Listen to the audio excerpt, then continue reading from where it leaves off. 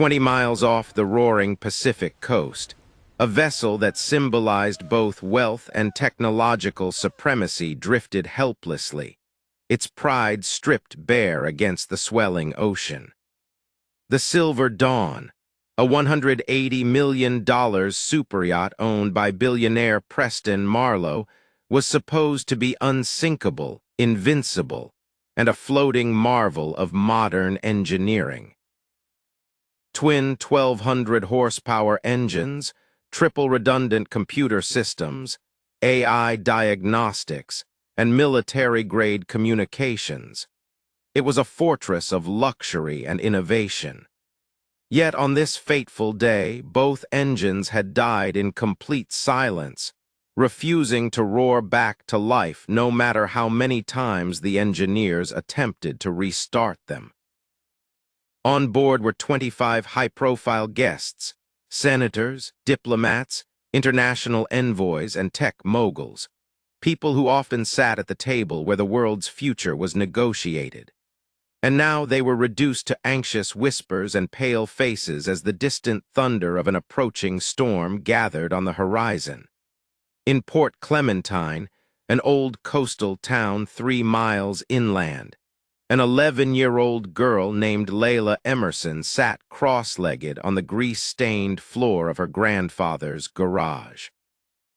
She was barefoot, wearing oil-smeared jeans and a worn-out navy hoodie, her tiny hands working with the precision of someone far beyond her years. Next to her, a battered old radio buzzed with Coast Guard chatter, filling the room with urgent voices. When she heard the name Silver Dawn, she froze, her heart hammering. She knew this ship, had studied its engines in popular mechanics, and admired it as a triumph of technology. But as the radio spat out the words, complete system failure and total loss of propulsion, she whispered something that no expert, no engineer, and no billionaire on that vessel had considered. That doesn't make sense.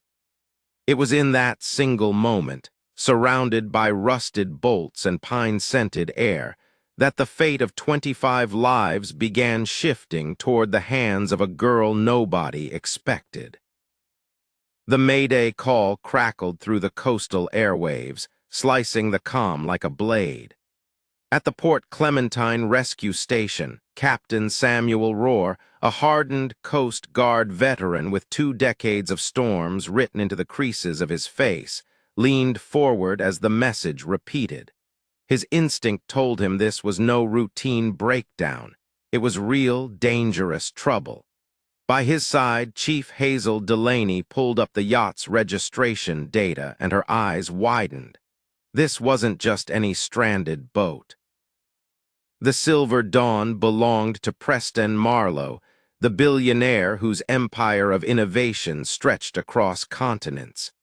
And now, the same man who prided himself on building machines smarter than people was standing aboard a ghost ship, paralyzed in open waters.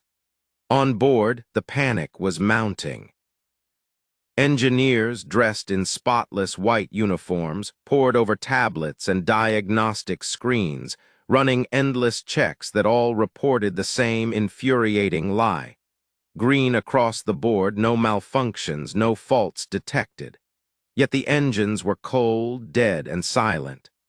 Dr. Laura Kingsley, an MIT-trained propulsion specialist, slammed her tablet shut, her voice sharp as she declared, "We've run every test. The data says everything is perfect, but the engines won't respond." Preston Marlowe paced the yacht's gleaming salon, his anger growing, demanding answers that no one could give. Meanwhile, in the garage miles inland, Leila sat with her grandfather, Eugene Emerson, a retired mechanic whose wisdom came from decades of listening to the pulse of machines. As she tuned the radio and listened, she muttered, "If the computers say it's fine, but the engines are dead, it's not software. It's something mechanical." Jean chuckled dryly, telling her that nobody listens to old mechanics anymore. that today's world trusts dashboards more than instincts.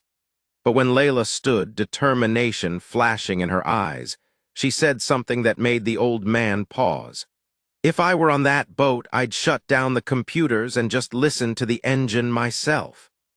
And in that single declaration, it became clear that she might be the only person alive bold enough and intuitive enough to see through the fog of overthinking. Through the night, the storm gathered strength offshore, dark clouds curling like clenched fists above the Pacific. On the bridge of the stranded yacht, Captain Isabella Trent kept her eyes locked on the horizon, exhaustion etched into her face. Engines were a vessel's heartbeat, and for 2 long days hers had been silent. Meanwhile, the crew's voices grew tight, clipped, as fear threaded its way through every corner of the ship.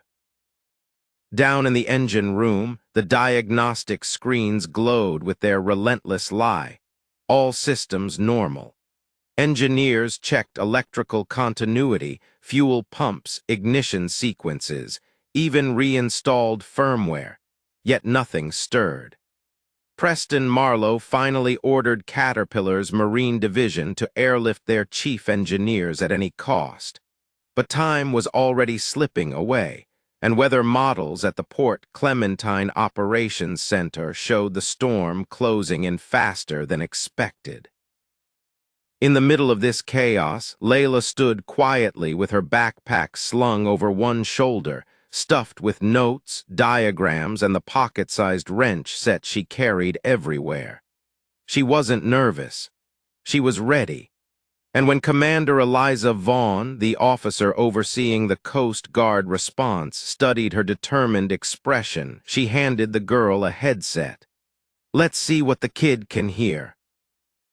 On the yacht, the Caterpillar team arrived by chopper, their equipment humming, blinking, recording. But again, nothing revealed the truth. Chief Engineer Mateo Silva rubbed his temples in disbelief, muttering, "Everything's responsive, fuel levels optimal, electrical solid, why won't it start?" That's when a young voice broke through the comms, steady, calm, and far too small to belong in such a high-stakes room. "Maybe you're looking in the wrong place." Stunned silence followed. "Who is this?" Kingsley demanded. "My name is Leila Emerson," she said. "I've been listening to your reports, and I think your computers are lying." At first, disbelief rang through the engineering deck. Silva scoffed, pointing out that she was a child, but Commander Vaughn's voice cut through, sharp and unwavering. "She's the first person to make sense in 2 days. Maybe you should shut up and listen." Leila didn't flinch.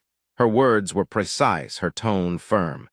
She explained that the sensors were upstream, positioned before the fuel even reached the injectors. That meant they were showing normal levels, while the real problem could be lurking downstream, where the system wasn't looking. "It's likely a mechanical blockage," she said, "or even a clogged air filter. If your filters are suffocating, your combustion can't happen, even if every sensor tells you it should." For the first time, the room went silent, not from doubt, but from dawning realization. Kingsley looked around at her team, her voice dropping. "We haven't opened the primary intake since launch." Within minutes, the crew tore open the intake, their gloves blackened by salt, corrosion, and sludge that sensors had never flagged. Filters clogged, lines gummed up, vital air and fuel strangled before the engines ever had a chance to breathe. And then it happened. A cough, a sputter, a shudder that rolled like thunder through the decks. One of the Silver Dawn's massive engines shook, then roared to life, vibrating the vessel as though waking from a coma. For 72 agonizing hours, the yacht had been lifeless. Now, at last, it had a heartbeat again. The billion-dollar machine, saved not by the world's most advanced computers, but by the instinct of an 11-year-old girl in oil-stained jeans, hundreds of miles away in a dusty garage. Cheers broke out across the yacht, but the celebration was short-lived. The storm was nearly upon them, clouds low and menacing, thunder rolling like distant drums. Captain Trent demanded a full report. Silva admitted the port engine still sat dead, plagued by compression irregularities in cylinder 6, too low to ignite. To repair it would mean tearing the engine apart, a job that would take days they didn't have. But once again, wisdom came not from the manuals, not from the experts, but from the Emerson family. Jean's voice crackled through the radio, calm and confident. You don't need to fix the cylinder, work around it, shut off its fuel line and exhaust valve, run the engine on 5 cylinders. Kingsley immediately protested, saying the balance would be ruined. But Jean countered, ease into it. It won't be pretty, but it'll move. For a moment, silence hung in the air, until Captain Trent, who had weathered storms fiercer than this one, muttered, I've sailed through hurricanes with half a sail and a prayer. Let's make it 5 cylinders and 1 genius kid. The engineering team went to work, disconnecting, rerouting, modifying the sequence. Leila sat in the Port Clementine Command Center, wrench in her hand, eyes shut, visualizing every mechanical rhythm as if she were aboard the yacht herself. Then through the comms came the deep, uneven growl of a second engine forcing itself awake. It wasn't smooth, it wasn't perfect, but it was alive. Both engines, against all odds, were operational. The Silver Dawn was no longer a ghost ship drifting toward doom. It was fighting back, clawing its way home. As the engines thundered to life, relief swept through every deck of the yacht. Guests who once carried themselves with arrogance now stood in awe, realizing that their survival rested not on wealth or influence, but on the intuition of a child. Preston Marlowe, silent at the railing, whispered to Captain Trent, She saw what none of us could. Trent replied softly, That's because she wasn't distracted by blinking lights. Meanwhile, back in Port Clementine, Leila leaned against her grandfather, clutching her wrench like a talisman. Commander Vaughn looked at her and said, You just saved 25 lives. To which Leila replied with humility, I just listened. The engine told me everything. 90 minutes later, battered but alive, the Silver Dawn slid into the harbor, its once gleaming hull streaked with salt and storm spray. On shore, crowds gathered, not for the politicians or billionaires on board, but for the little girl who had outsmarted technology itself. Cameras flashed as Preston Marlowe stepped off the gangway, drenched, humbled, his voice thick with emotion. Kneeling in front of Leila, he told her, You didn't just save my yacht. You saved 25 lives, and not one of us knew how to turn a wrench. Behind him, the crew, engineers with Ivy League degrees and military credentials, nodded in reverence to the girl in oil-stained sneakers. And when Marlowe declared, This girl is the future of engineering, the world finally realized what her grandfather had always known. Sometimes instinct beats innovation. The days that followed turned Leila's quiet life upside down. Interviews flooded in, TV appearances, scholarships, even offers from the Naval Research Lab. She didn't seek fame. She still preferred socket wrenches over microphones, but she accepted that her story was bigger than herself.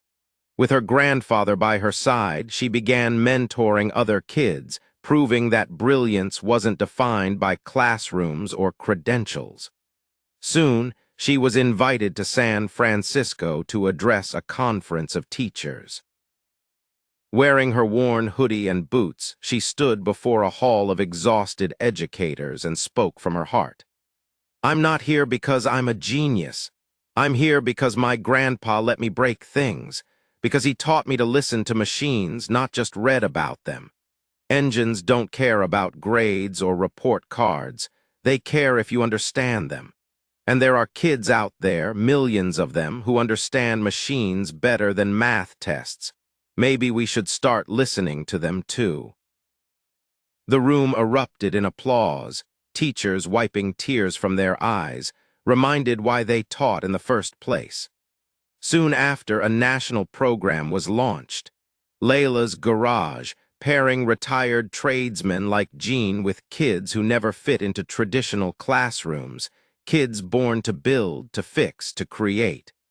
And at its helm was an 11-year-old girl whose courage had reminded the world that sometimes the smallest hands carried the greatest strength. As summer turned to fall, Leila's life returned in some ways to its familiar rhythm. She still spent evenings in the garage with Jean, fixing stubborn lawnmowers and tinkering with engines under flickering lights. But now she carried with her the quiet knowledge that she had changed the course of 25 lives, and perhaps more. Preston Marlowe often visited, no longer the untouchable billionaire, but a humbled man who knew the value of instinct over algorithms.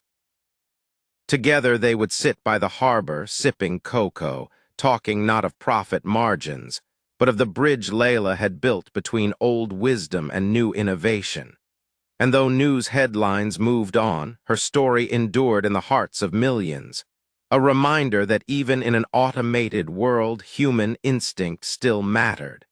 One evening, as she sketched plans for a mentorship program in her grease-stained notebook, she whispered softly, "The engine always speaks." And indeed, she had taught the world how to listen. If this story moved you, if you believe that brilliance comes in all sizes and sometimes the smallest voice carries the loudest wisdom, don't let this be the last story you hear. Subscribe now. Share this with someone who needs a reminder of what courage looks like.